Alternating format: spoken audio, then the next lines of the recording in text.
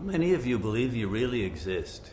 Is anyone still here under that illusion?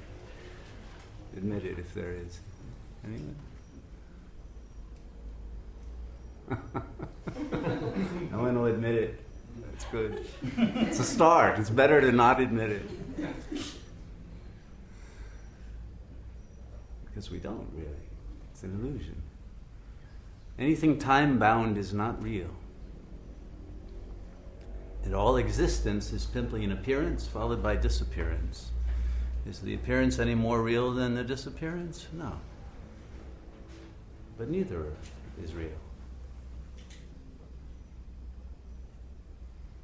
You know, a lot of times we talk about Jivanmukti as the goal of yoga, which means to be liberated in life. Liberated from the ego with its illusory existence that is only an illusion. But actually Ramana says, no, Jivanmukti is not the end. There's a stage higher than Jivanmukti. Does anyone know what it is? Sri Ramana calls it Videhamukti. And this means liberation even from believing you ever were an ego that has achieved liberation. There's not even the subtle sense of being one who has gone beyond the illusion, because you were never in the illusion to begin with. And that's why the final stage is really just laughter. Because you took this whole thing so seriously. And it's such a tragedy out of it. Tragic comedy, really, but you took your sanskaras so seriously, your sins, your mistakes, your flaws. You flagellated yourself with such sincerity. And all of it was just an illusion. And the ego is so caught up in the illusion that it even has nostalgia for parts of the illusion that have been left behind in time.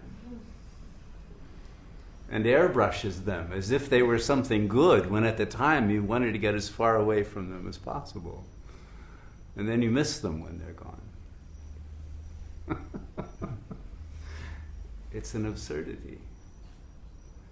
And when we can really experience the full absurdity of our existence and the illusion even of the absurdity, then we begin to know what freedom is.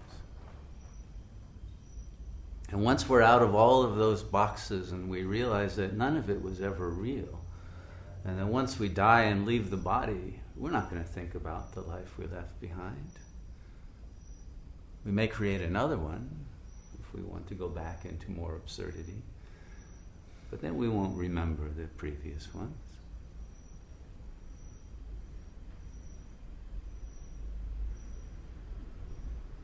But the life you have now and its traits, its identity markers, the gender you think you might be,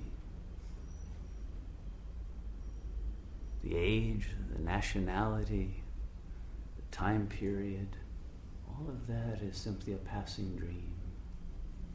Don't identify with that. And that's why for Jung the first stage out of the trap was the archetypes. At least you know that there is some timeless form of beauty and wisdom and truth that you pertain to, that you're living out in some way, even though it may be under a cloud. But even that is simply within the dream. It's a more beautiful level, what Plato called the world of forms, the perfection of the possibility of the form of the human body, for example, and the human mind, and the arts, nature itself. And now we've polluted all that, and we live in a very degraded culture in which even the archetypes are almost unimaginable. And yet something within us yearns for a source, an ultimate meaning to life that transcends any of the current paradigms. And to get there, we have to recognize that the one who is seeking it is the obstacle to the realization. Not only are none of your beliefs real, none of your fears are real, none of your desires have any reality to them, as you know, because if you fulfill one, you realize, no, that wasn't it. It's something else. It's always something else. It's never what you have. But we keep putting that carrot in front of us and imagining, no, it's the next thing, person, profession, whatever. And it's always another illusion, isn't it? And so how often are we going to have to go through that disappointment process and the regret before we realize that our goal is not here within the illusion, it's the transcendence of the illusion. But the transcendence of the illusion is not to go somewhere else. It's not like, okay, I'm going to leave the earth plane and go to heaven. No. The illusion is all there is.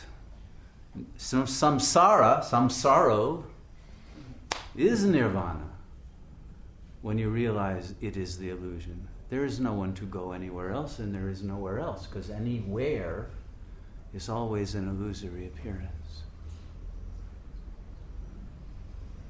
But the one to whom that appearance occurs,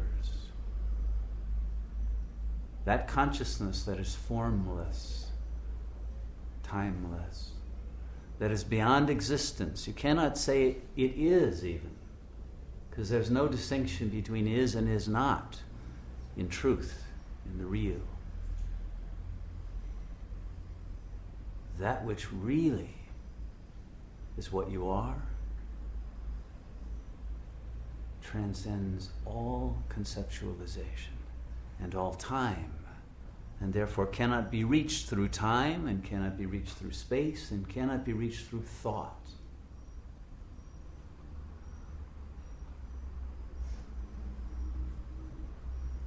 But it can be realized as what you are, here and now, and always.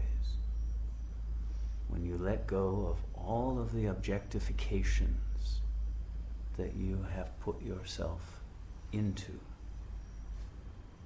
No one wants to be treated like an object by other people, but we persist in treating ourselves as an object, don't we? We have to stop treating ourselves as an object in time and space and realize that the one who is perceiving that object is always beyond and can never be described or known. But in the moment that you let go of that desire to grasp and possess yourself, then you are. Then you are real. At the moment you cease to exist, you become real. That's the great cosmic laughter. The God self is always beyond, and so it can never be reached in any kind of knowledge, any kind of duality, but you are that. And so meditation is the paradoxical ceasing to desire union with God or the self, and the realization that you are that now. Through the absolute emptiness of any objectification, any desire, any thought, any emotions, any intentions, the absolute emptiness of the small mind, the mind that's in one box or another, frees consciousness into the absolute. So what we are doing when we meditate is absolutely nothing. But can you do nothing? To do nothing, you must be nothing. You must realize that you are no thing. Rien. Rien de rien.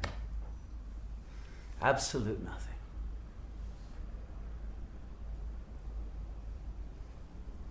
But that nothing contains everything. And in that state, if you hold the nothing, then all the traits of the ego, all of its pathologies, all of its unconscious fantasies that play out in the world and create suffering will dissolve. Because there's nothing for it to stick to. You're the ultimate Teflon with no poisonous side effects. The ultimate realization is that nothing pertains to you, and it all falls away into the same illusory nothingness that everything else was in, and the dream vanishes, and instead the supreme real appears. And everything in this world is suddenly realized to be simply a symbol of the same absolute, a metaphor. Nothing exists, but everything is a reference to the Supreme. As is every bodily form, every entity of nature, every thought, every psyche. All is simply a reflection, a manifestation of a symbolic reflection of God. But it can never capture the whole of the truth of the Supreme One. And yet you are that. And at the moment that you let go of trying to understand with the conceptual mind, the Supreme Mind arises that understands all intuitively, absolutely, instantaneously, and is filled with bliss. A bliss that is absolutely senseless. Because it has no reason. It's not based on anything except the absolute truth. No situation calls it forth, and nothing can take it away. It is simply part of what you are. Satchidananda.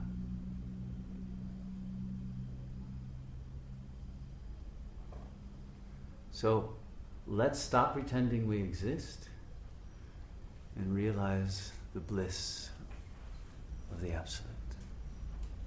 Let's meditate.